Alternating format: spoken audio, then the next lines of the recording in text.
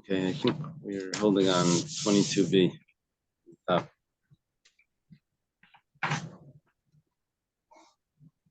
Beis and Beis.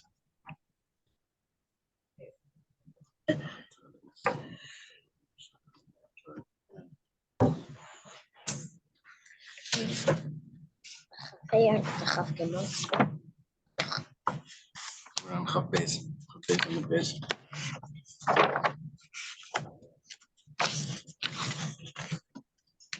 So right on the top, you'll see a 3 lines down, Toshima. Okay. You see that? Is that correct, Kelly? Do we thank Hashem that we're able to learn Torah every day? What's for learning we should have some English music. Okay. We were discussing a machlekes Rabbi Yochanan and Reish Lakish. What is the basis of someone that lights a fire, why he's obligated to pay? Is it because the fire is considered like his arrow, or is the fire considered like his money? And we were learning, at least the way Rashi was saying, that if the fire didn't belong to him, he took a fire from someone else, he'd still be liable. So if you shoot someone else's arrow, he's liable. But really, if it's other person's, if it's because of like your ox, let's say, the person has to guard his ox. So if the fire is like his ox, then not necessarily does he have to guard someone else's ox. Okay. Well, Tashima, Hamadlikas Agadish, someone lights a haystack on fire. Now, and right next to the haystack was a goat. And the goat normally would probably run away from the fire. But over here, the goat was tied up. The Eved Samachlai, and there's and there was a slave that was next to the haystack, which is now next to the fire. And the Eved, the slave, got burnt together with the haystack. So he's chayev. Person that lit it has to pay for the goat. He has to pay for the haystack. You have to pay for the slave. Usually a slave, there's only a monetary payment if an animal gores the slave. But what does the halacha say? Yeah. He has to pay for the goat and for the haystack. Let's say Eved Kafas like Gedisamachlei v'nisrafimai. Let's say it was the opposite. Let's say the slave was actually tied up. Not the slave was standing there. The slave was tied up, like bound. And the goat was close to it and it could have ran away and it didn't. So then the person that lit it is going to be exempt from paying for the damage. And the reason for this is we have a rule called Kamle B'derabamine, that if there's capital punishment, then there's no monetary punishment that comes along. The capital punishment covers everything, and you don't do those secondary punishments, things. So what happened over here is that since he killed the slave, and it was basically directly, he burnt him, and the slave couldn't have escaped. So that's considered murder. So murder gets capital punishment. If the slave was not tied up, the slave could have ran away, and he didn't. It's not considered murder. It's the slave's fault, right? The slave could have run away. If the slave was tied up and he couldn't run away, then that's a... What if his slave's master told him to stay here and don't move no matter what?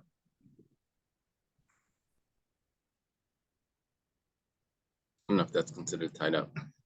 Isn't that considered manslaughter because the fire went out of control? Manslaughter means intentional. Fire went out of control. Yeah, it was unintentional murder. So, well, not murder, but you know what I mean. Yeah. So here we're not thinking that the fire went out of control. Here he lit it on fire. And then is someone liable to pay for the fire for an avid? I think there are like embarrassment, loss of labor, those other things. Hospital bills.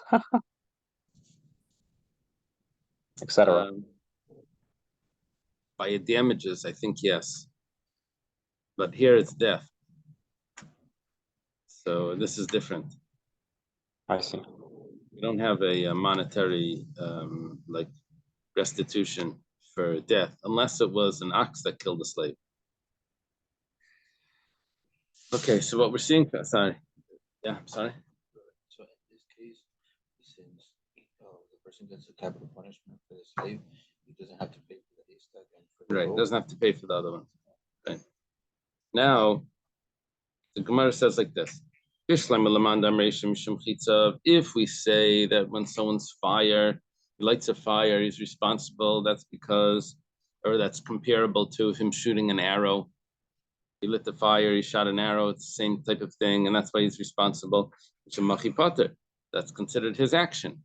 He lit the fire, caused monetary damage, it caused murder, capital punishment. So he's going to be exempt. That was his action. However, if we say but if we say that fire is obligated because it's his money, doesn't mean his money, it means it's his property, and he's obligated to guard his property and any damage that his property causes. He's also responsible for that. So this fire is considered his property. This gas is his property, right? The flames are his property. He's supposed to guard it. Why should he be exempt? So what's going on? It was his property that killed. His property kills. If his ox kills a slave, he's not going to have to pay for the other thing. First of all, he would have to pay for the slave. Why? Because if his ox kills a slave, he has to pay 30 coins.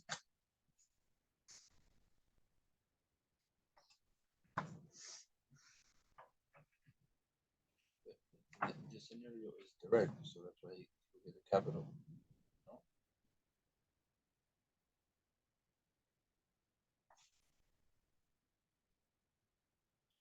It's Machlekes Rashi and Tosfos, different opinions. Rashi says that the main question over here is that he should have to pay the 30 coins that you have to pay when your animal kills a slave. Tosfos says that we shouldn't say kamle b'deramba minei. We don't say that you get the bigger punishment when it's your money than when it's your property that's causing the damage. Only say when you're causing the damage, and here it's considered as property. There's two points over here. Rashi's grabbing one side, Tosfos is grabbing the other. Both of these are a question on Rish Lakish that says that it's his money, that it's his property that's causing the damage. So, Amalach Reb Shimon ben Lakish. Reb Shimon ben Lakish, that's Rish Lakish's full name. Shimon ben Lakish would say, when do we say that the fire is considered your property? That's only when the fire continues to burn after you lit it. And it's considered something that you were supposed to be, that's you own, you're supposed to be protecting. But that's only when it goes from where you lit it and it continues on to other things. You either consider it your arrow or you consider it your property. But if you actually go ahead with your torch and you light the slave on fire, that's not a question of your property or your arrow. That's like you hit him with your knife, right? That's you actually did that. So there's no question over here about if it's considered your property that caused that damage. In other words, the case of this brisa, or it's a Mishnah maybe, was when he lit him directly on fire. If that's the case, Maila Memra. So what's the chiddush? If he goes ahead and lights him on fire, I thought you were telling me something that I didn't know. Now you're telling me that he just went and lit him on fire, and you're telling me that there's going to be kamle b'deramine, that he gets the bigger punishment, doesn't get the smaller punishment. So the Gemara says, "Leit tzricha." No, there is a chiddush. There is something that is telling me. We didn't realize this concept of when there's two punishments. There's a capital punishment and a monetary punishment. And when you get, when someone gets one of them, he doesn't get the other. So when he gets the capital, right? He gets one, he doesn't get the other. So then we didn't realize that that's talking about even if they go to different people. Even if even if a different person owned the slave, a different person owned the goat, a different person owned the haystack, right? We didn't realize that because he's chayiv misa to this guy, he doesn't have to pay the other guy. Now what we're learning now is that, yeah, he doesn't have to pay the other guy. We're learning that even though there were different owners here, he's still going to be exempt. Okay. Tashema. Come and listen. Sheleach Sabeira.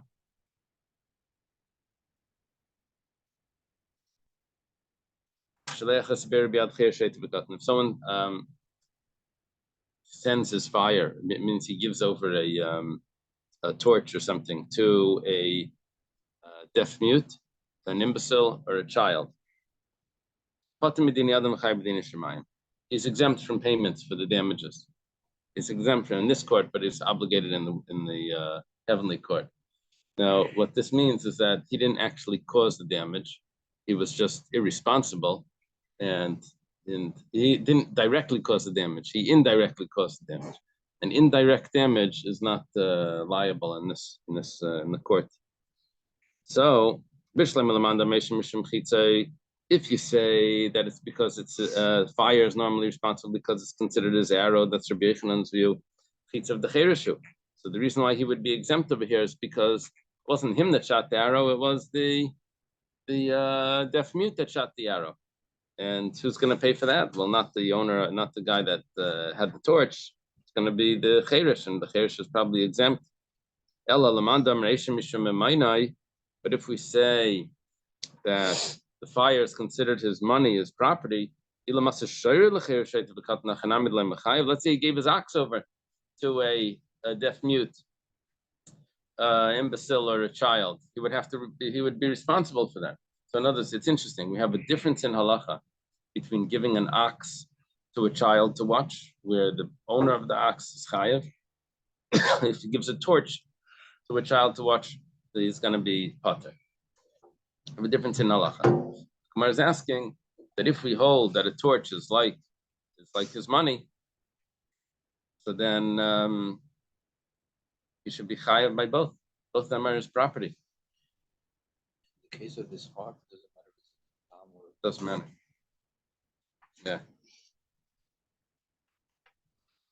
Okay. It's always a mu'ah to eat, right? It goes and it eats. Not to gore, but so what? You gave it over to him. Gonna do something. I was thinking because it's like, for example, if it's a Tom, it's not like as direct than if you give a mullet over to a child to watch, like it's more dangerous. But the idea is that he's gonna have to pay for the damages because he has a responsibility to guard it. He didn't guard it. And then to pay for the damages, It's either Tom, wood, or whatever. Now, when it comes to the fire, though, it seems like it's a step removed. So what we're asking is that why is the fire considered a step removed? Fire should just be like his property, just like the ox. Gemara says, it's Marallah, that's not a question because we've already learned about that. Amar Rish Lakish, that's actually Rish Lakish himself. Mishmei de Chizkiah, that says the name of Chizkiah. The reason over there why he was exempt when he gives the fire to the child to watch or to the deaf mute to watch, that's because he didn't actually give him a fire. He gave him a coal.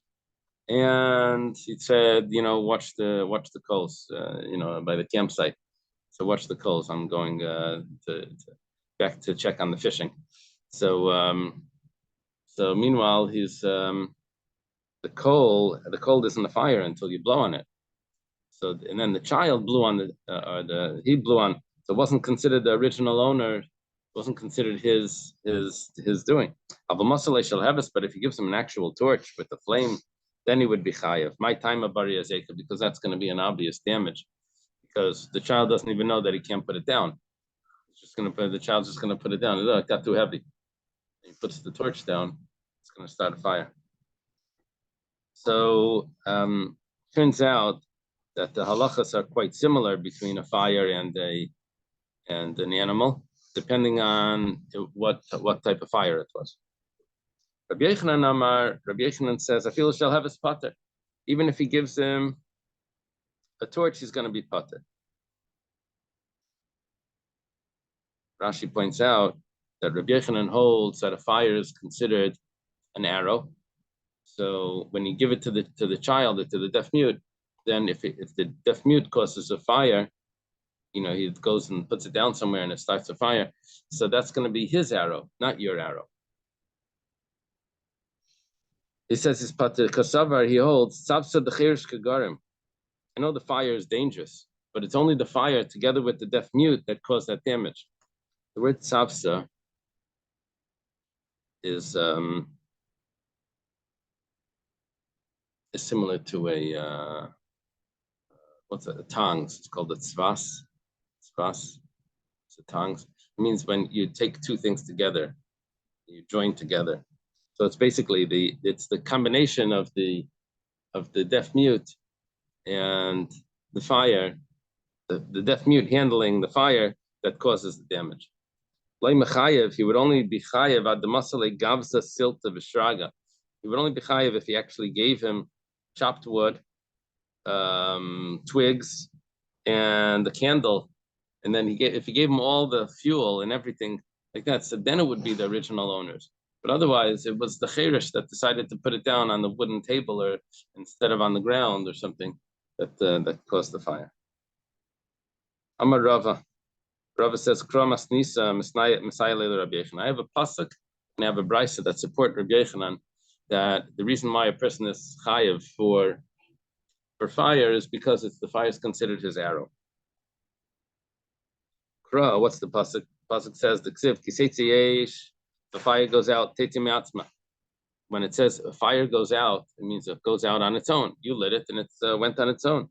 Yishalim hamaver sabeir, the one that lit the fire, he's the one that has to pay for it. Well, what do you mean the one that lit the fire? The one that lit the fire, he lit it in his property. Maver sabeir means that like he lit the fire in the other guy's property. So who is that person? It must mean that it's the arrow, because the one that lit the fire is considered the one that lit the fire in the other person's property. It must be because it was his arrow. Yeah. So in other words, we have in the verse something, it looks like it's happening on its own. When a fire goes out, like starts traveling on its own, like no one is lighting the fire in the other property. The one who has to pay, the one that lit the fire in the property. How did all of a sudden you got someone lighting the fire in the property? So it's because it's his arrow. Okay. That was the pasuk. That's the diak that Rava has from the pasuk. And Masnisa, what's the brisa? The Tanya was taught in a brisa. Starts with niskim and mainai, which is the brisa is referring to the same pasuk that we just quoted. A fire will go out, meaning that it's not really from you; it's just happening to go out. And then it says that the one that lit the fire has to pay. Sounds like the person caused it on his own. Niske gufa, it's something that he did. Lai malach, it's coming to tell you that the fire is you're responsible for the fire because it's like his arrow. Okay, so we have a pasuk that Rava learns on his own, and then we have a brisa that says exactly the pasuk that Rava was learning on his own. It says the same thing in the brisa. It's interesting that Rava would call this a pasuk when it's no different than what the brisa said. It would just say, "I have a brisa," and the brisa contains a pasuk. I have a question. Yeah. So if a cheresh is not or never chayiv unless someone actually gave him like chopped wood and a match or something like that, right? Right. Does Not then the cheresh isn't chayiv, then the other person's chayiv. So that leads me to another point. If a cheresh usually has like a caretaker or a guardian, in which case would that person be responsible because the cheresh would be under his watch? Yeah, I think this goes under the category where we said that they're just like a child, P'giyas and Ra, that they cause damage and no one's responsible for it. Wow. Yeah.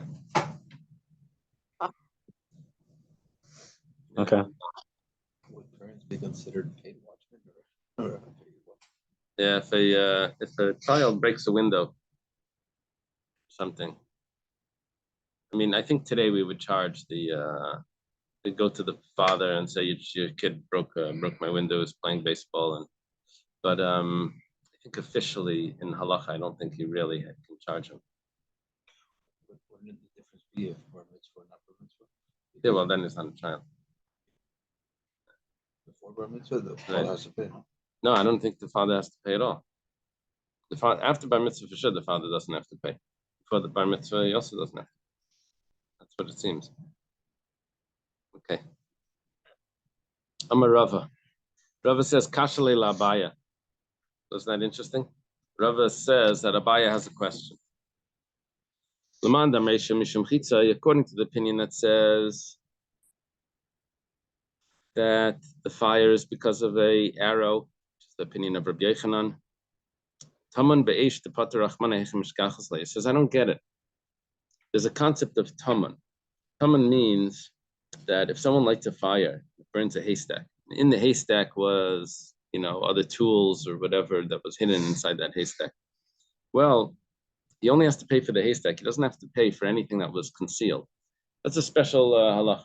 It says, I don't get it. Someone shoots an arrow and it goes inside the house or whatever. It goes inside something that was covered.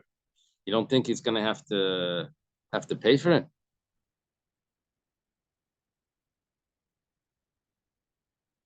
How do you get this exemption?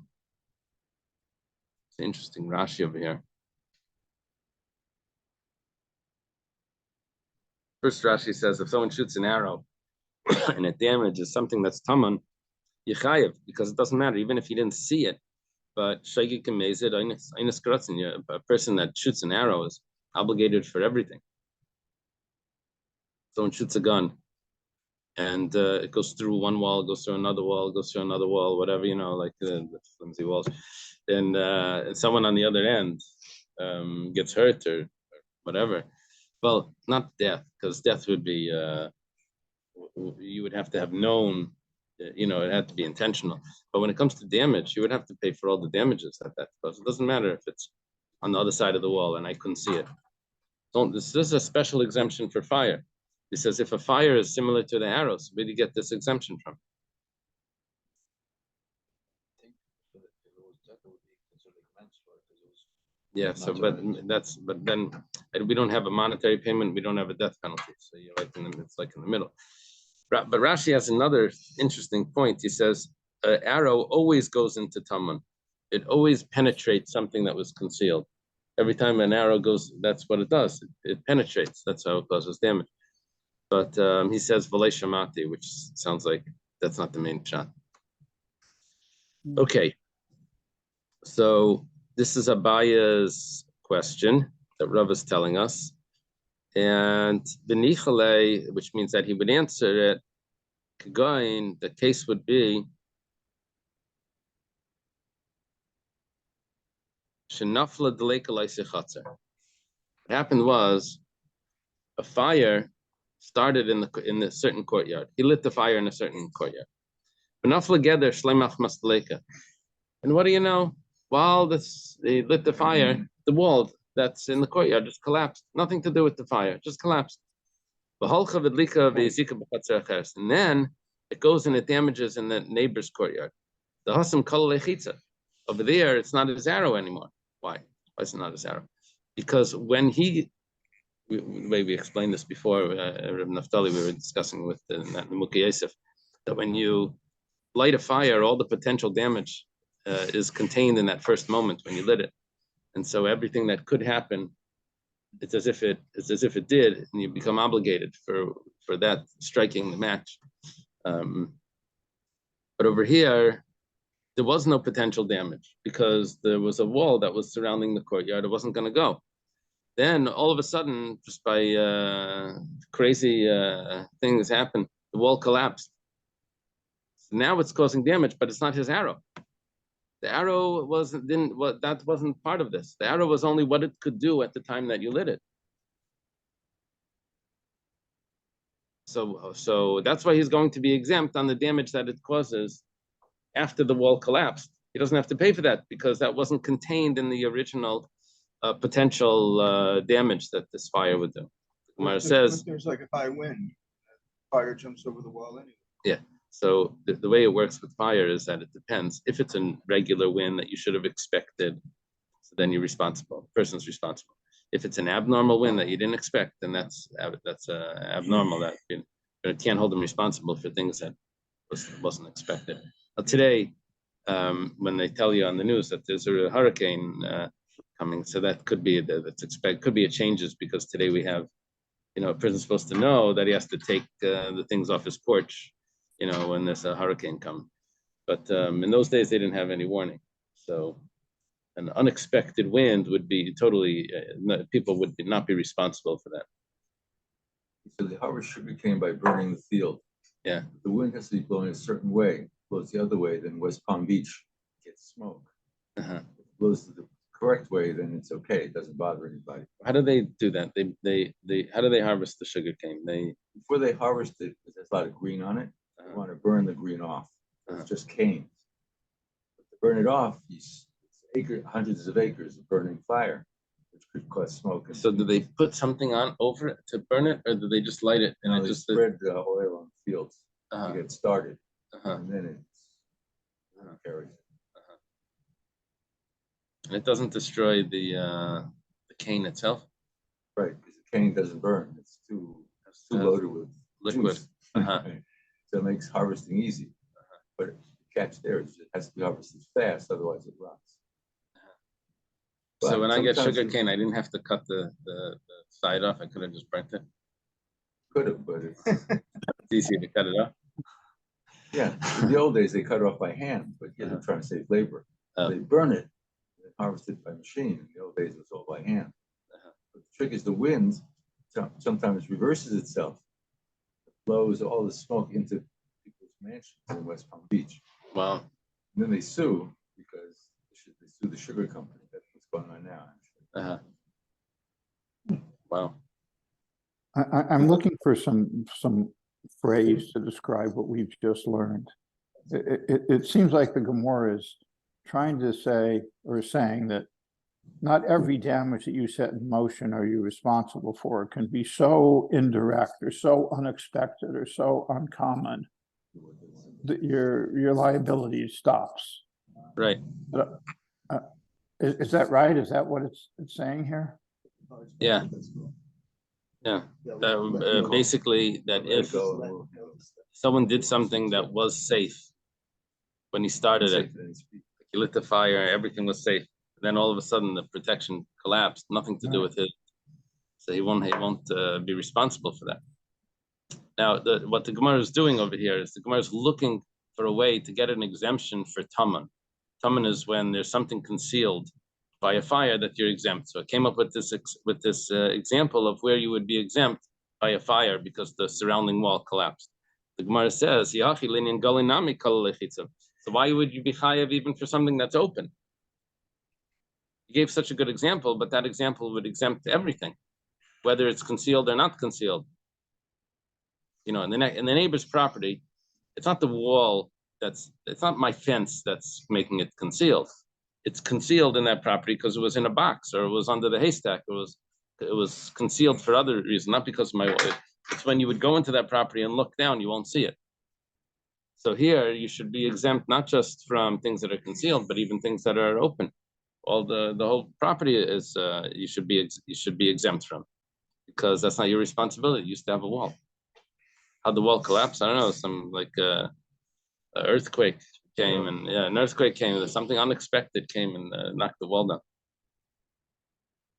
So, Ella Laman de Islam Mishum Chitza Vistinam Mishum Mainai. Explain it like this.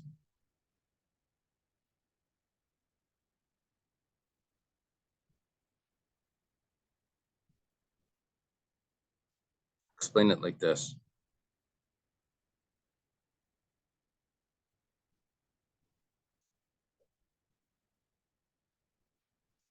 That we're now adjusting the opinions over here.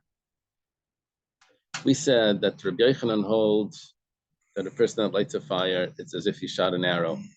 That the fire causes damage, his arrow causes damage. That's like the imagery of what it's like, what it's comparable to. Rish Lakish says that it's like his ox caused damage. Fire is like his ox. It's like his money. It's different. It's like him, or if it's like his property that caused damage. We now introduced that there's a possibility where the fire causes damage, but it's not considered his arrow. And that possibility is that when the fire was lit, there was a wall that was blocking the fire from spreading. And how did the fire actually spread? Because the wall fell down. But it's not considered his arrow, because if it was his arrow, it never would have made it there. It's at the moment when he shot the arrow, there was a wall that would have blocked it. Now the wall collapsed. He's not considered responsible for what happens after that, if it would be his arrow. However, he is responsible because it's considered his property. Now, even Rabbi Yochanan, that holds that the fire is chayav because of the arrow, also holds that it's chayav because of its property. But your property, you wouldn't be chayav also if something collapsed like that. You won't be chayav. If a wall falls down by night, you're not chayav for the only when you would be chayav if the wall fell down during the day and your ox got out and causes damage. Why? Because you should have ran and blocked it.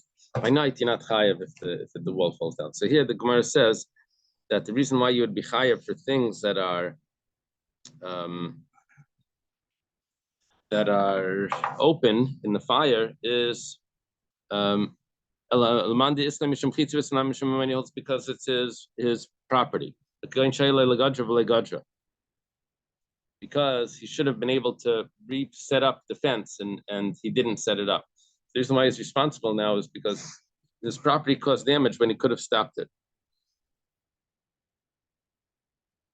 Okay. Mar says the Hassam Shayrihu because that's like his ox where he doesn't close the gate. He puts the ox into a pen and the gate opens up. He's supposed to go and close it.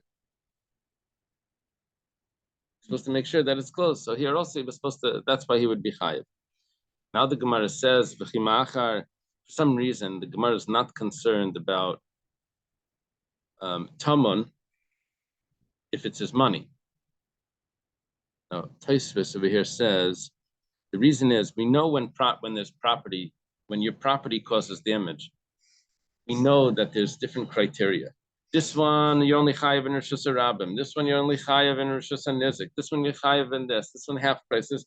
You know, when it comes to property, we understand that there's differences in halacha. When it's him, we don't understand that there's any differences. So if it's chitzav, if it's his arrow, if the fire is considered his arrow, then we weren't ready to accept that there was a concept of taman. But once you say that there's a concept of taman only when it's his property, now, what's going to come out over here is an interesting thing, that this whole concept of taman, according to Rabbi Yochanan, is only if there was a wall and the wall collapsed and the fire went there after the wall collapsed. Then, and it burned something that was open, it burned something that was concealed. He'll only be chayav on the open, not on the concealed. Yeah, and we'll say because it's his property that's causing the damage.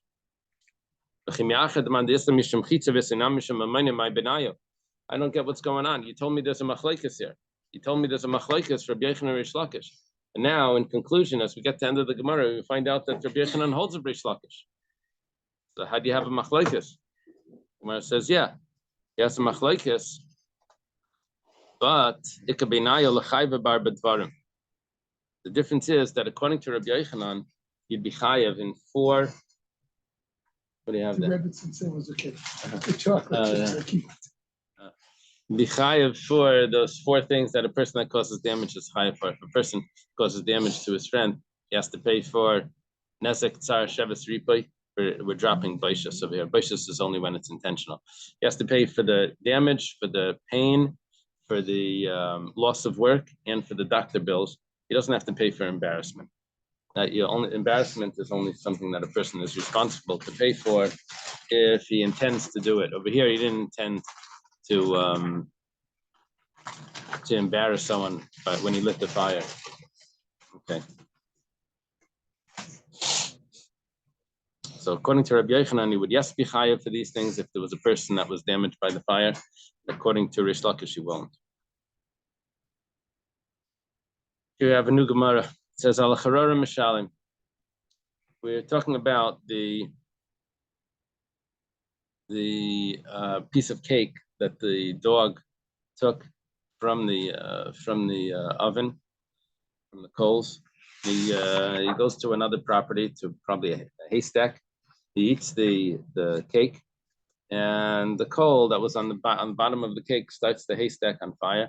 So the halacha in the Mishnah was that he has to pay the full price for the cake, and for the haystack he has to pay half price. And we learned that there's a machlokes between Rabbi Yechon and Rish Lakish. We learned before, does he have to pay for the whole haystack half price, or is it only for the place where it landed he has to pay half price, and the rest of the haystack he's pater? That was a machlokes Rabbi Yechon and Rish Lakish, what exactly the case was. Well, we're talking about now that he's chayav for the cake. Man chayav. Now that we're talking now, he's chayav half price for the haystack. That's what we're talking about. Who's chayav? Who has to pay for the haystack? For the cake, we know who has to pay. The owner of the dog. He ate the cake.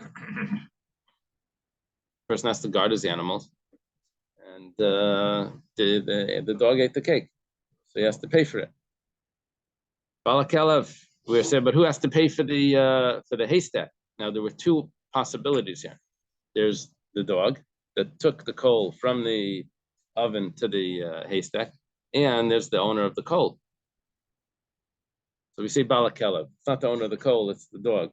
Owner of the dog that has to pay. Why don't we charge the owner of the coal to pay? He should also have to pay. Now, Coal wouldn't go anywhere. Should have put a lock on it. yeah, maybe you should have protected it. Should have protected the coal. The coal doesn't go anywhere. I know, but if you leave something on the table, or something like that, you have to make sure that you lock the thing. Animals could come in and take it.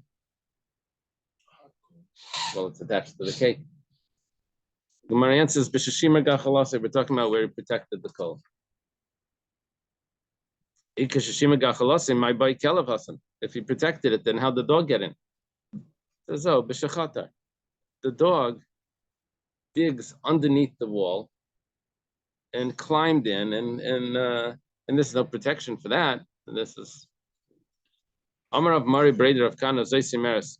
Apparently, we see from this the fact that the owner of the dog has to pay full price, at least for the cake, is because Stam Dalsis Chaturis in Eitzel Kelev, that dogs can get underneath doors. They can dig under doors. Yeah, for a while there was on the way to 176th Street, there was one house that had a dog, had a fence, but under the fence it was like a big gap, and as you would walk by, you would see like the head of the dog come out, like and bark at you. You know what I'm talking about? The house. It's on 10th Avenue. On 10th Avenue, yeah. I haven't seen it lately. They put wood on the bottom. They put wood, the wood fell, this and whatever. But yeah, I don't hear the dog barking anymore. I hear the It box. still barks. Yeah. Uh-huh. Unfortunately, it killed it. I got stuck in there. This was a boxer we got, and it always would dig under the fence to run away, and it was driving us nuts. So we finally got one of those, like a cord there was like a clothesline thing, and then the cord that came down on the hook. So, and you'd attach it like a long leash so that the dog could still be outside. But we figured, it won't go anywhere. Dug under the fence, schlepped the cord, then dug back and actually looped itself. And when it went back in, strangled itself. I mean, they do this. You know what's missing from this discussion? It's actually been missing, I think, at least from this whole parak, maybe this whole sector so far, is the mention of what is the minhag in that place, time, and place. And if the minhag is to do such and such when you bake cake and somebody does that, that's usually pretty much all that's expected of people. Right. And that's why this whole discussion is hard, at least for me, because I have no idea what was careful and what was negligent in such a situation. Right.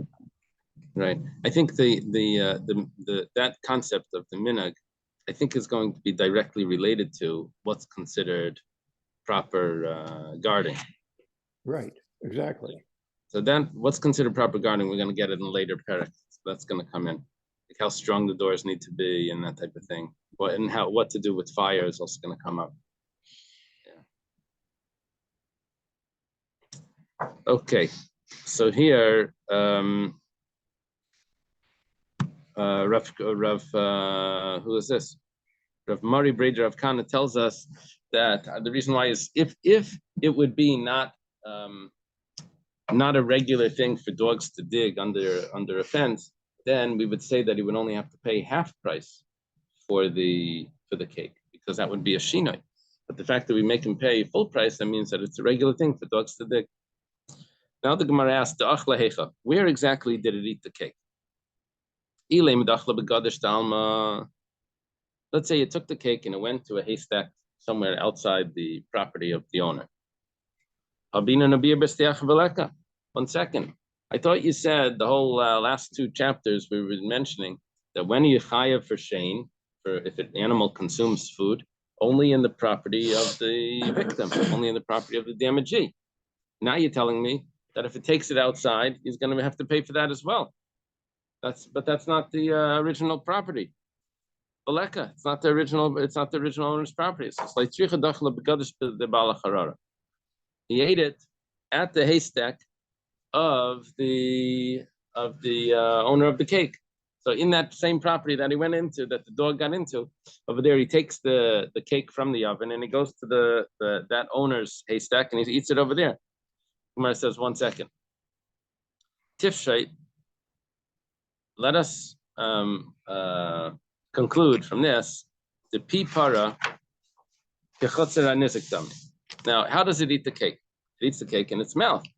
Now, in its mouth, if you have, you see, we had this before. This is comes up in different places. One example of this is if 2 animals are walking in a Rosh Hashanah, and one of them has food on its back, and the other one eats off its back. So remember, was it Rav Papa that discussed this? Someone mentioned that the back of the animal, no, it was a Rabbi Shia and someone else, Rabbi Shia and Rav Papa, right? That the back of the animal would be considered like the Rishus HaNizik. Remember that? Yeah, off his back. It was on Thursday night. On Thursday night.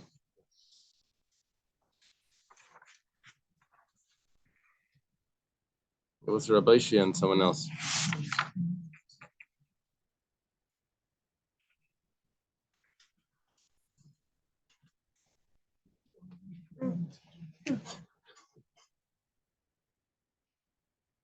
Yeah. It was Rabbi Shia and a Ilfa and Rabbi Shia, right?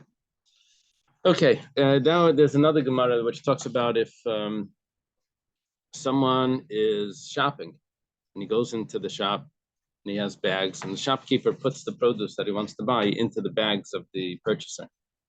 Now, is it considered the bags and the purchaser, the vessels, is it considered that now it's already in the possession of the purchaser because it's in his bags? I know the floor that's surrounding the bags is considered the owner, the original owner, it's the seller's property. But the bags that are on the floor are considered. Can you have a small property inside a larger property? There's like the examples. This comes up. Now the Gemara is asking, but let's say the property of the mazik, which is the mouth of the animal, is now located inside the Rishus Nizik in the property of the damagee. So if it's in the property of the mazik, then it should be exempt. If it's in the property of the nizik, then it should be chayiv. Now sounds like a ridiculous discussion because whenever an animal eats, it has to go in its mouth. So how would you ever be chayiv? But okay, meanwhile, we're going to have to say that it's considered, even though the mouth of the cow that's eating, the hair, it's the dog or whatever, the mouth of the animal that's eating is, we have to say that it's kechatzer nizik, like it's not the damager, but it's the damagee's property, even though the mouth is the damager, but it's considered the property of the damagee. Because if it's in the property, if it's considered the property of the damager, let the mazik tell the nizik, let the owner of the animal say, "My boy riftach kalbai, what's your bread doing in my animal's mouth?" Remember what happened? If damage is done in the property of the damager, let's say an animal comes into the damager's property and gets damaged by the dog or the ox that's there and gores it, so that he doesn't have to pay. He says, "What are you doing in my property?" Or if someone puts food into that property, and the owner's animal eats the food that was put in that property. He says, "Pay me for the food." He says, "No, you put your food in my property. What was it doing in my property?" So he's going to say over here as well, "What's your bread doing in my animal's mouth?"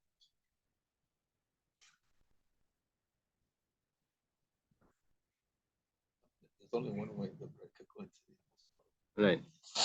The bailo, because we actually had a question. What is considered the mouth? Is it considered the property of the is it considered the courtyard of the nizik or the courtyard of the mazik? Nizik means the damagee, and the mazik is the damager.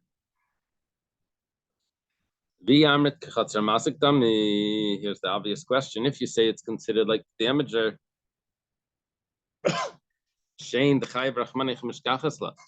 how would you ever have a case of an animal that's consuming food? Will always be exempt. Amar of Murray, Brader of Kanak, you want to hear a case? It's going to be not the Av Hanezik, not the father case, but we'll have all the offshoots, which are what were offshoots of consuming. If an animal scratches his back against the wall and the wall collapsed, or he scratches himself, he gets all the fruits dirty because he rolls in the fruits and like that. So that where the animal is enjoying it. What we're saying now is that the enjoyment that an animal gets, that would be the only time that you would be chayav for consumption, not when it eats, when it has those other enjoyments. So the av is not even practical. You're never going to be chayav for the av. You're only chayav for the tolda. Maskefla Marzutra says, "Babina kashi yavar galal tumay." But we have a pasuk that we learned this from, that when it consumes and it pulls the grain out from the roots, and that was the pasuk that taught us this. And now you're telling me, Veleka, you never have that, because all of those things, it never destroys it entirely. There was different ways where the animal could eat. It could eat it where it yanks the entire produce out of the ground. So it will never really destroy everything. If it just knocks against the wall, what is it? It didn't destroy it entirely. It knocked the wall down. Okay, so now you have stones. Or if it made the fruits dirty, the fruits are still there. You have to clean them or whatever.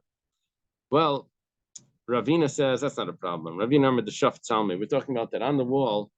There were pictures. What do we have here? Show you, this was the wall in the Rebbe's house. Oh. Where the Hasidim would daven and the Rebbe was saying Kaddish for his wife. And because it was so packed, the people in the back would rub off all the wallpaper. Now they had another davening there with the Rebbe.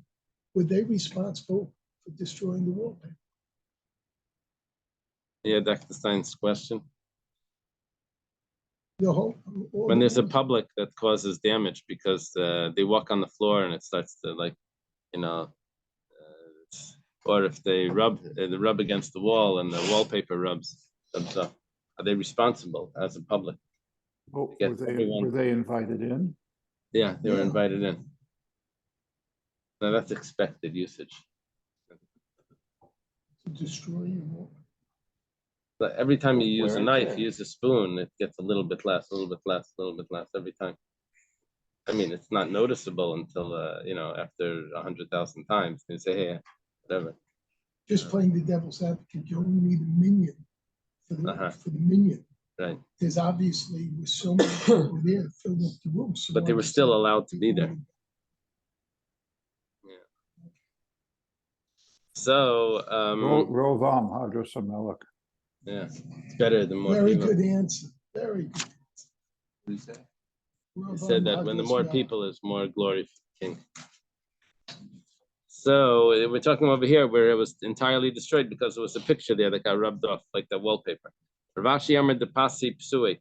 Ravashi says that we're talking about that the fruits were so squished into the ground that they're impossible to get back. Another interpretation Rashi brings is that it was liquid that the animal destroyed, knocked it over, spilled it into the ground. Well, that wouldn't be enjoyment. Could be enjoyment if there was liquid that it went into and then it ended up like where it gets pushed into the ground, where it gets. Anyway, okay. Tashima, we're still coming to look for the answer over here. What is the mouth of the animal considered?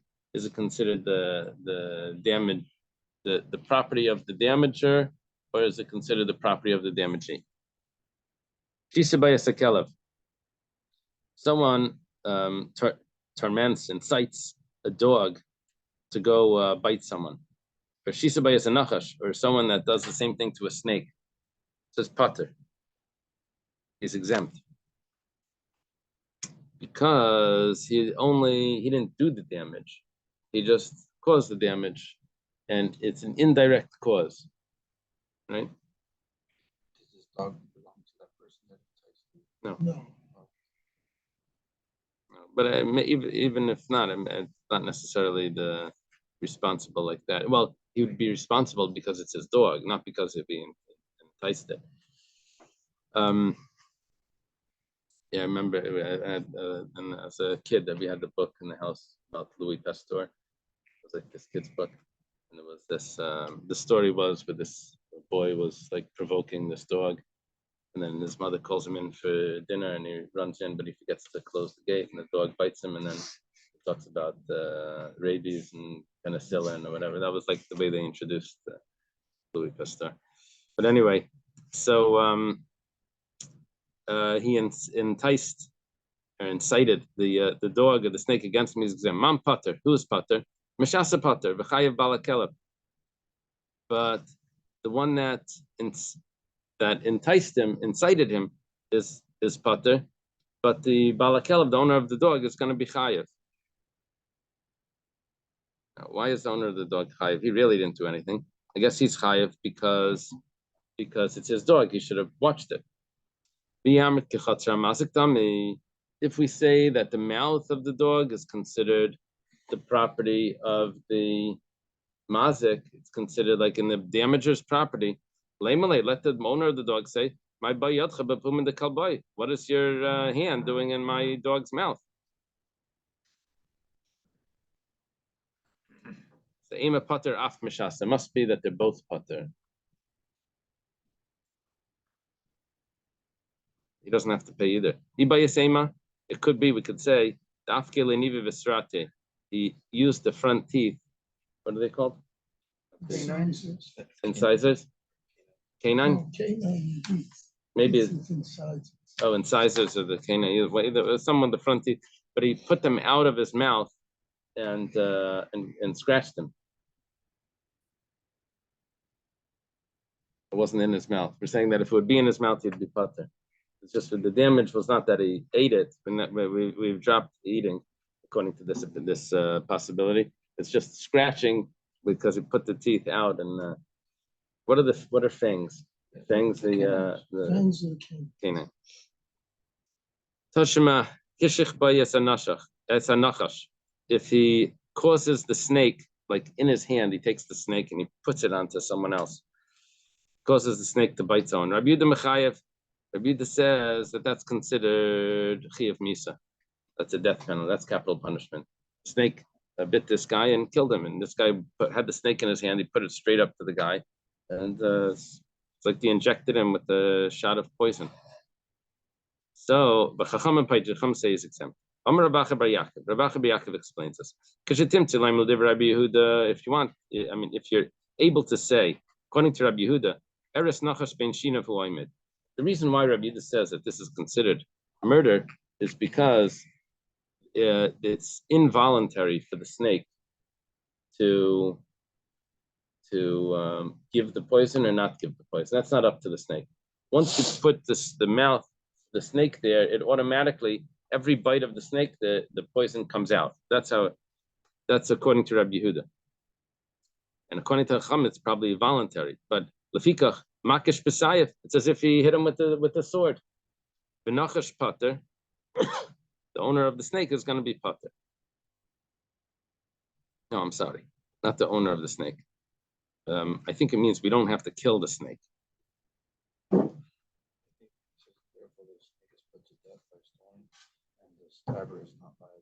No, you're reading the next opinion. What's the opinion before that? The snake is not put to death, right? Therefore, the stabber is liable to execute by the sword, and the snake is not liable. So makish b'sayif, he's executed by the sword. That's what it means. It's like a sword, but he's executed by the sword. And very good. No, by the way, that's not the pshat. Kilo harga b'sayif. That's not the pshat. I was correct. The first opinion. The snake is one of those 5 animals. Yeah, just one second. I'm looking up over here. No, he's saying he's using the snake as a sword because he's stabbing the guy with the fangs. Yeah, so 1 second. Yeah, so that's this why is the owner is, or the owner of the snake is. so therefore the stabber is liable to execution by the sword, and the snake is not liable to execution. You hear how they're translating it? Unless it's me that connected either, because he uses something. Yeah, but their translation is not what Rashi's saying. Rashi says, "Bikach makish b'sayif, the havale kilo hargay b'sayif." It's as if he killed him by the sword, or maybe not. Maybe Rashi's just adding in. I'm not sure. They may be correct. But the snake is one of those 5 animals that's inherently dangerous, according Right. And there was one opinion that even according to the other ones that they could be tamed, but the snake not, right? Right. Yeah. Now I'm just looking up what it means, makish b'sayif. Yeah, they don't interpret like Rashi. Because Rashi says it's as if he uses. Yeah, but I'm just thinking that maybe Rashi was just adding that in, but the Gemara still means makish b'sayif. How does the Koran translate it?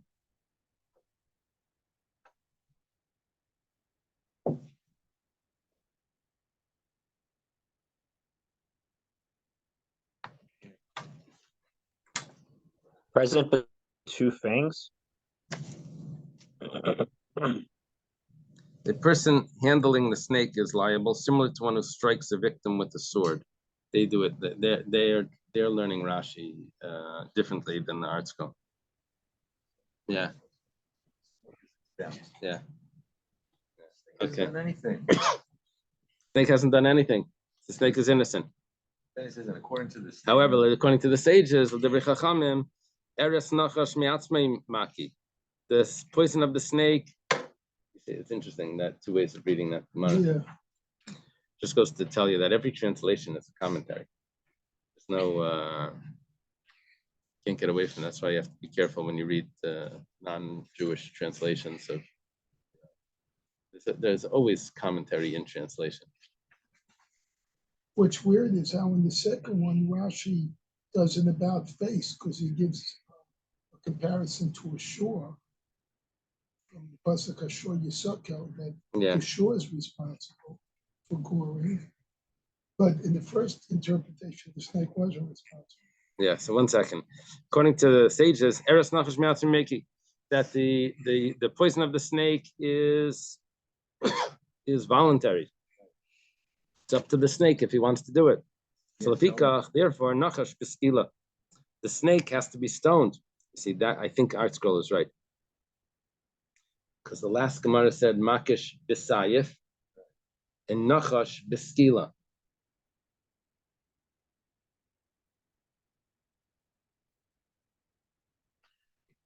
That's goal is right. Appeared as like based on Rashi that the snake is put to death just like the bull that gores and kills it. Right. Just like a snake is put to death, just like the ox. It's called a shara niskal, the ox that kills. It has to be stoned. Umakish pater, and the person is exempt. Why? Because he just was putting a snake close. I didn't know he was going to poison him. Right? It's up to the snake to do that. Well, That's automatic when he puts the fangs in. It's only automatic if, according to Rabbi Yehuda, it's not automatic according to the Chachamim. Volition, he says. The snake has volition. He said, I could have withheld the venom from that guy. Count it. I Yeah. thought that automatically happens. That's where you differ from the rabbis. No, I thought that's Science. biological. Do you remember Serpentarium that used to be here? Yeah. The guy who owned it? Yeah. He would pick up all Haas. these venomous snakes and inoculate himself, and his serum, his own body, right, was like immune to every venomous snake that he used. He supplied all the anti-venoms in the world. Uh-huh. Amazing. So even though it always happens, it doesn't mean that it's involuntary. Every snake chooses to bite.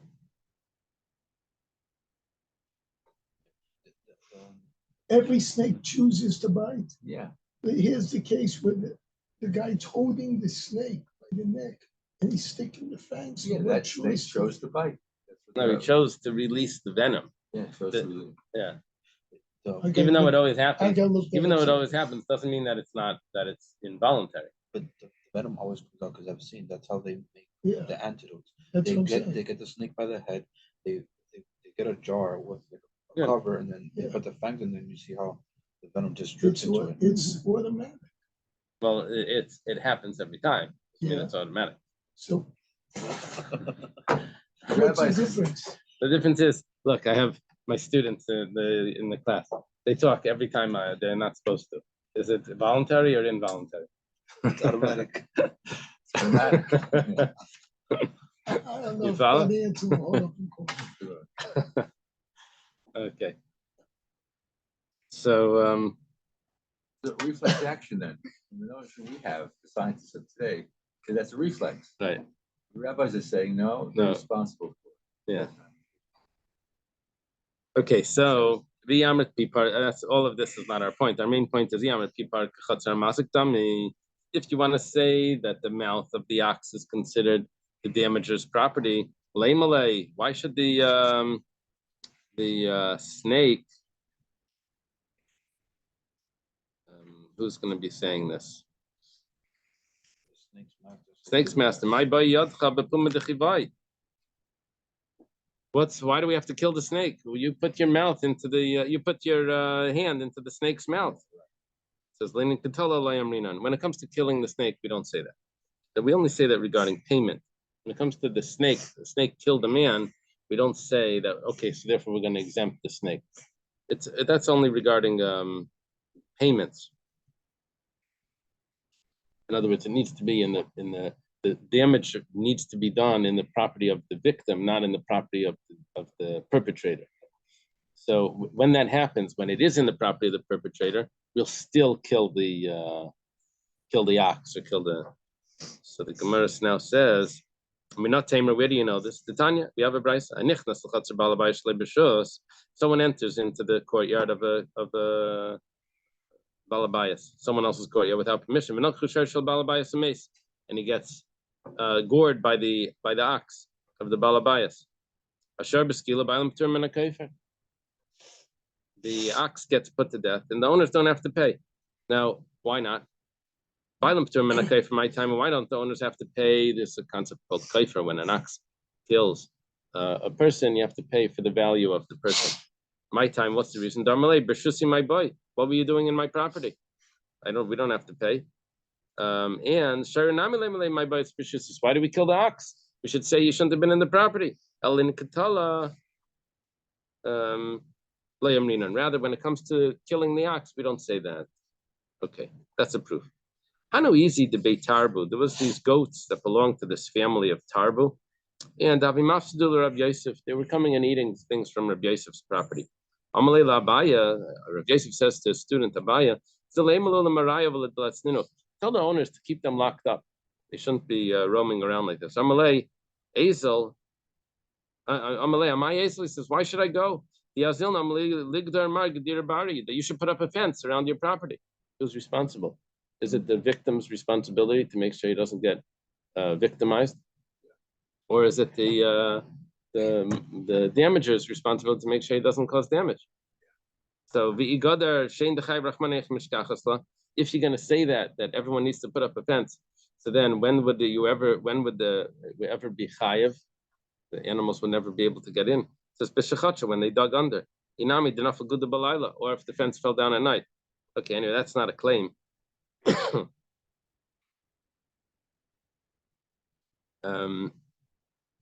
Okay. Machras Rabbi Yosef Vitema Rabba, the Salkan Leila V'Nachten L'Tachta. Those that go up to Eretz Yisrael, or those that go down to Bavel.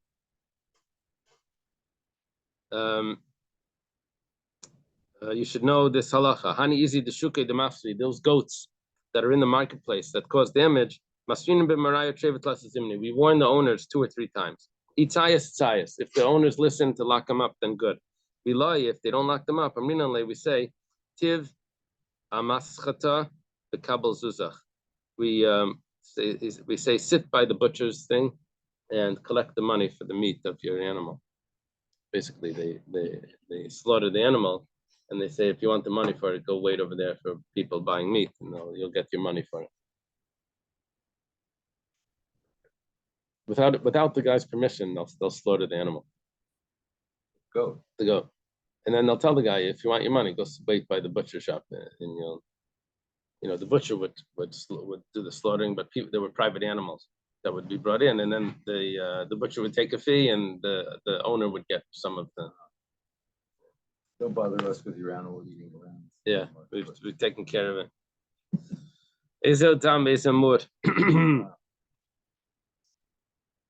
What's considered a tam? A tame animal. What's considered a muad? The tam pays half price, right? The muad pays full price for the damages. Muad. We answer the second one first. So, if 3 days, we was warned 3 days that it gored 3 times basically. So then it had to be warned 3 times. Yidu sounds like it was testified. It was testified about it 3 times.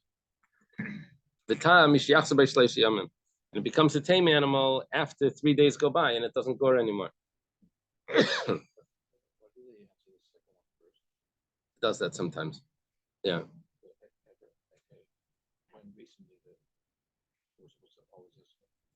Yeah, but apparently not. Last one and first one. Yeah. Oh, you just learned it in the parsha where he answered. What was the first one he answered? First question. I forget where it was. Just yeah. Gemara sometimes does it. It's like easier on the memory. So because you're just talking about this, so does that. Is it 3 different days or 3 consecutive days? I'm not sure. I'm not sure. He's asking if it needs to be consecutive. I'm not sure.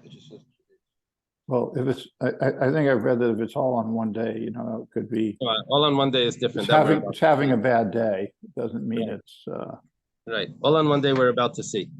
But bad for a day. But the problem is, Yonatan, that if it's not consecutive, then it throws us off with the 3 days that it comes back. Let's say it gores every Sunday.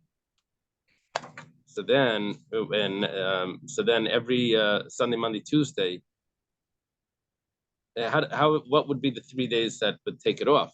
It would have to be 3 Sundays as well. Right. Yeah. Okay. So. It goes in every bullfight, but when it's off from working, it doesn't. Right. Right. My day off.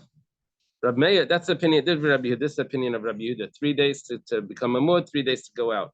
Rab Meir says, it doesn't take 3 days, 3 times. If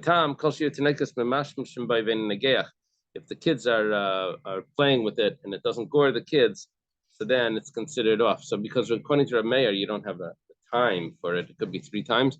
As long as the kids play with it and it's fine, then it's considered tame. My time with the Rabbi Yehuda, where did Rabbi Yehuda get this from that it takes 3 days?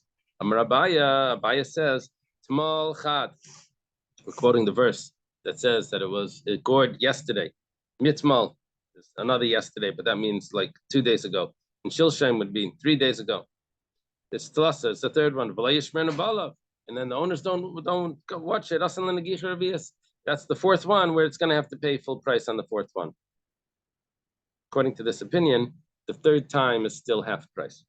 Rava says small mitzmal is chad. Yesterday is really just yesterday. Shilshem is 2 days ago. And he doesn't watch it hidden in the chayav. On the third one, he's going to have to pay. On the third one, he's going to have to pay full price. So it's a machlekes. Seems like Rav and Abai if it's the third one or the fourth one.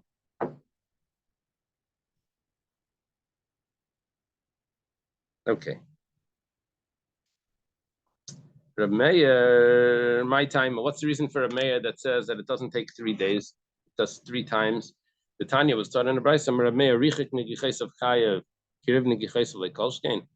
If it only gores once a day, and we say that it's considered a wild animal, it's considered a muad. If it gores 3 times in the same day, then it's for sure a muad. Right? This is getting really bad. You know. Amalei, they said to him, it's not such a raya because zava techiach. We can prove from a zava. Zava is a woman that becomes tamei because she has she sees blood on not on the regular time. So she has to see 3 days in a row for her to be.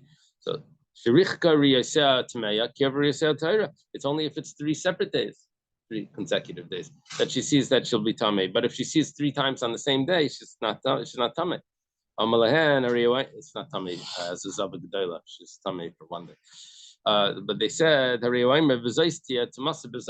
we have a special limit for, because when it comes to a Zav, which is a man that has also a mission, but it's abnormal. So Tala Kasav as a Zav Brias versus Zav Biyamin. The Zav is Rias, how many times it is. It doesn't matter how many days it is. 3 times on the same day would also make him chayav a karban, or twice would be tummy. Because it says this is by the zav, but we're saying that, but not by the zava. How do you know that? Maybe it's telling me that. How do you know it's telling me that the zava doesn't have 3 times on the same day? Because the zav does, and we know that it's excluding something. Maybe it's coming to exclude that a zav doesn't have days.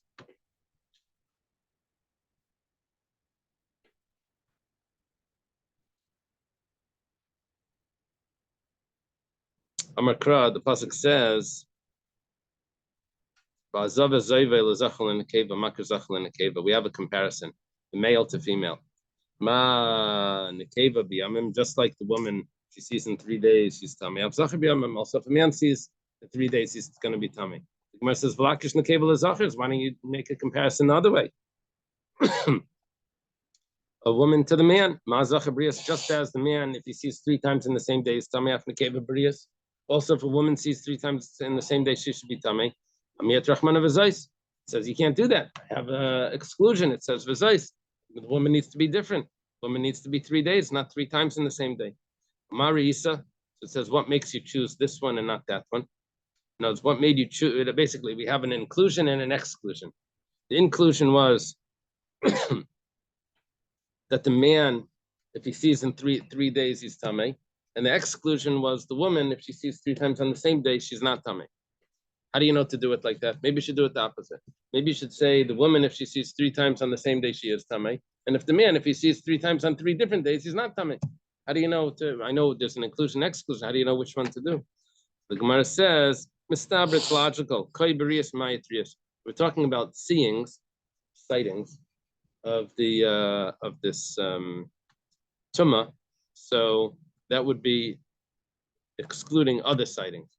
In other words, only the zav has the sightings on the same day, but not the zava. But talking about sightings, you're going to say that it's excluding days. There was no mention of days there. It's saying that it's limiting when sighting works. It works for the zav, not for the zava. Okay. That was a question that we had under Meir's logic, that if it can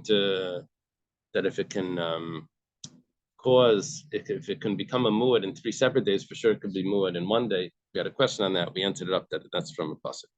Tan Rabbanan, what's considered? There's Tan in a brisa. Exam muad. What's considered a muad? Kol shida b'shleish yamin. If it was warned, if it was testified about 3 separate days, the tam, and what's considered a tam? So this opinion is a combination of Reb Meir and Reb Yehuda of the Mishnah. You say Div Reb Yosi, that's the opinion of Reb Yosi. The muad went like Reb Yehuda, and the tam went like Reb Yosi. Reb Shimon Aimer muad. Reb Shimon says muad kol shida b'shleish pamim b'lei amar shleish melach l'sar b'lvad. Reb Shimon says exactly the opposite. He says that how does it become a muad? 3 times. That was the opinion of Reb Meir. And how does it come back? It takes 3 days. That's the opinion of Reb Yehuda.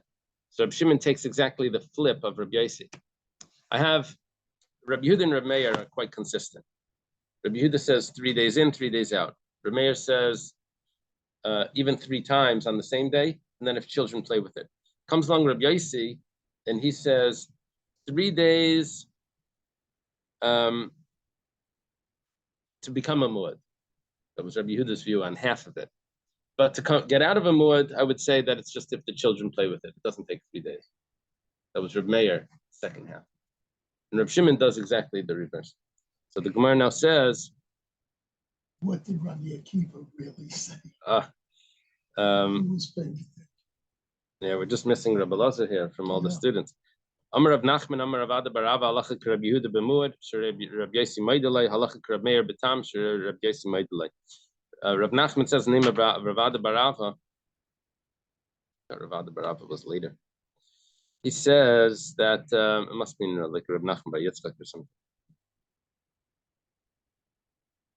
Yeah, it's a later Rav Nachman, I guess.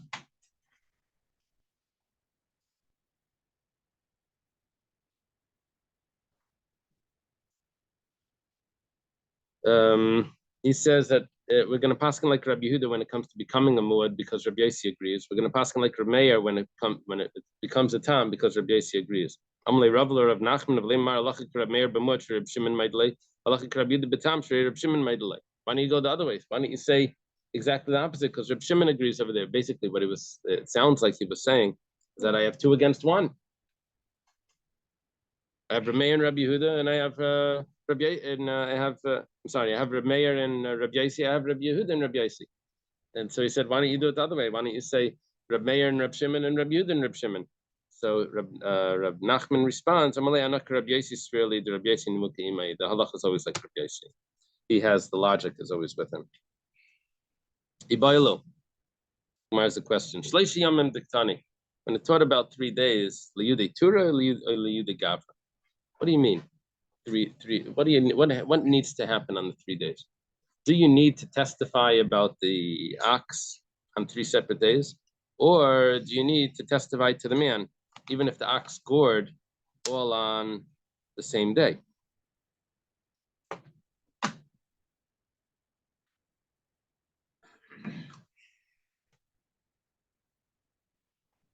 The Yuditura would mean that it took that the ox scored 3 separate days. The Yude, 1 second, make sure I got this.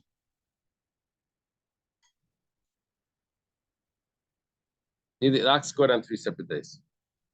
The Yude Gavra would mean that the 3 testimonies came to the man on 3 separate days.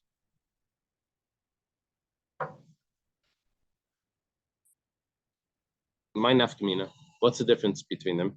Let's say all 3 all three pairs of witnesses came on the same day. If we say we're trying to make the ox, it's Tura means the ox. If we're testimonies about the ox, then miyayid. It took 3 days. That's good. I know it's all on the same day. But gavra. But if you say that it needs to come to the person in 3 separate days, then he's not going to be a muad. Why? Because you only all came right now. In other words, are we saying that the owner needs to get warned 3 separate days to be able to protect more and more his ox? Or is it not really the owner getting warned? It's really the owner just being aware, but it's the ox that's doing it 3 days. What's the main emphasis here? That the owner should guard the ox, or the main emphasis that the ox did it 3 times on 3 separate days? Right, so what's the din? What would happen if it gored 3 times on the same day, but the witnesses came on 3 separate days?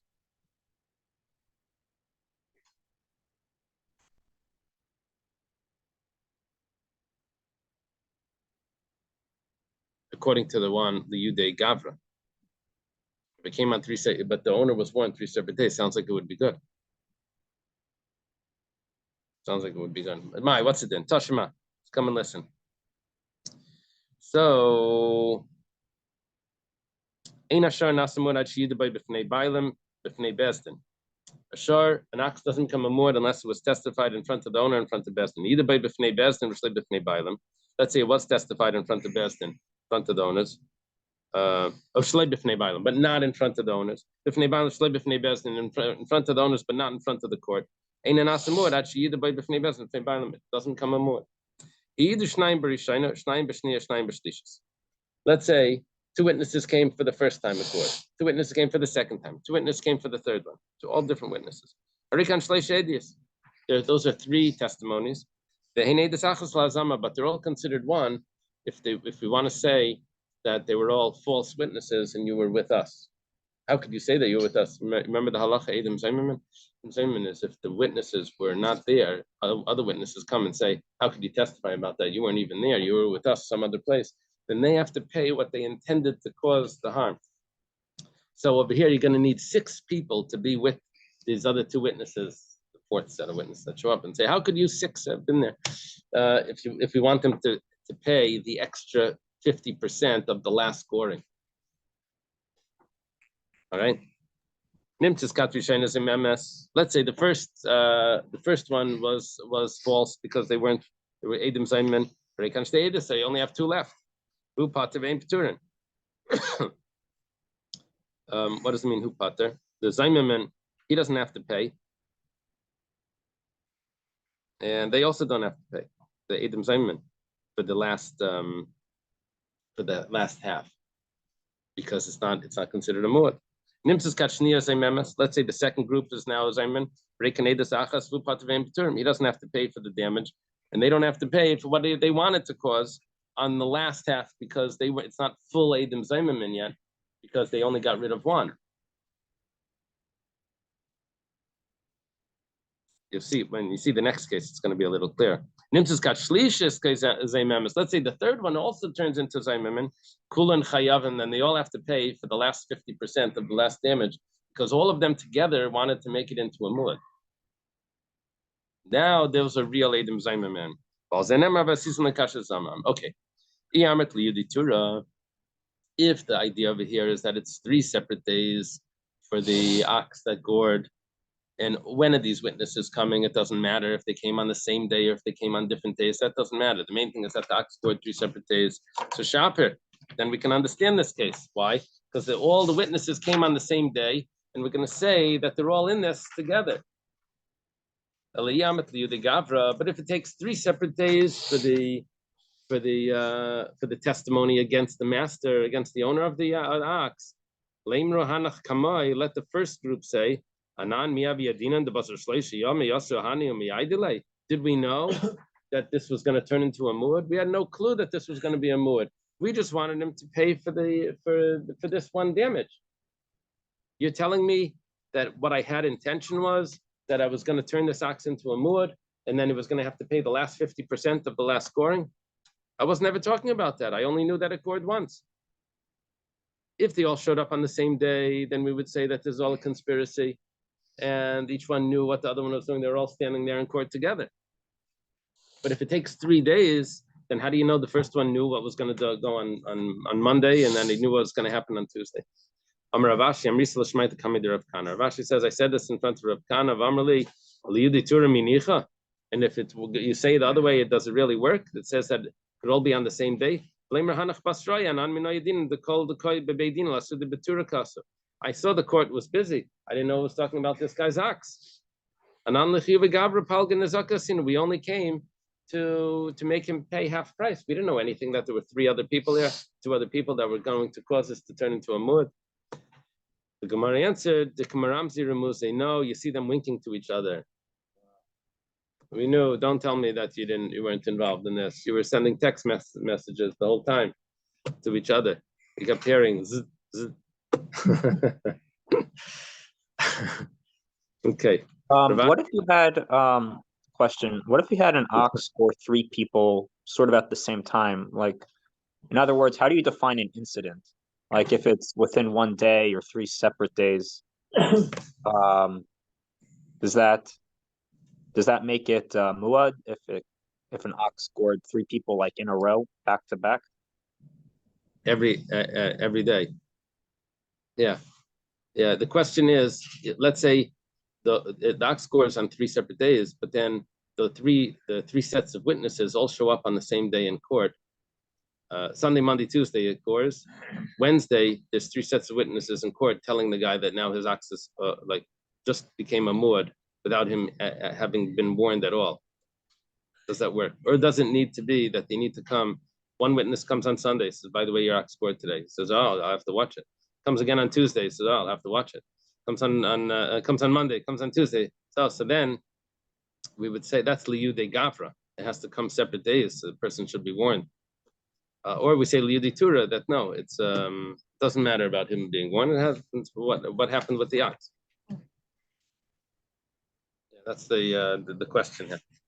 So we're trying to bring a proof that it's okay if all the witnesses to show up on 1 day, because we're talking about Eidim Zaymerman. It must be that they were in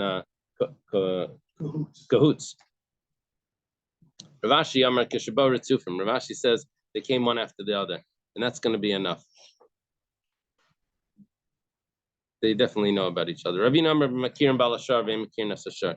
Ravina says they recognize the owner, but they don't know the ox.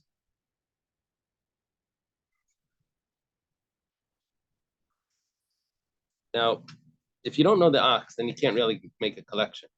So obviously, they're all going over here to cause that it should be a muad. They should have to pay for the last one. Now, what happens? How do they do this? Where they know the owner, but they don't know the ox? Now, how are they making a muad? Well, they say,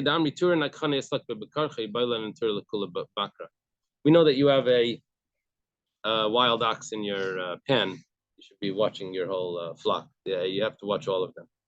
So that's way. Now, what's going to happen as his whole flock becomes a muad? What it sounds like. The thing I could think of is he's the only one that has an ox, like has several oxes. Yeah, several oxen. They don't know which one is the one that's causing the damage. He's the only one because it's not that owns oxes. No, this guy's oxen all have a red ribbon on the thing. Yes. Oxen. Iboilo, the Gemara has a question. Hamashasa kalboy. Okay, you know what? Let's leave it over here. Let's leave it by the Iboilo. I don't know. Maybe it's like a different situation. Number 22. Thank you. The owner. Testimony means testimony for the court. This testimony must be given in court, and the owner must be present. Yeah, good. Like from the last line, it seems like he gored and then he has to be warned. Gored again and has to be warned. Like it can't be like warned all 3 times, like in a row after the acts.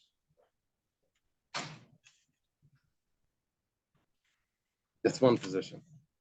That's one position. Another position is that it needs to be warned in front of the owner, but that doesn't mean that it needs to be 3 separate days in front of the owner. If it was warned in front of the owner, that it gored 3 separate days. Right? Okay, have a good day. Have a good day. Thank you.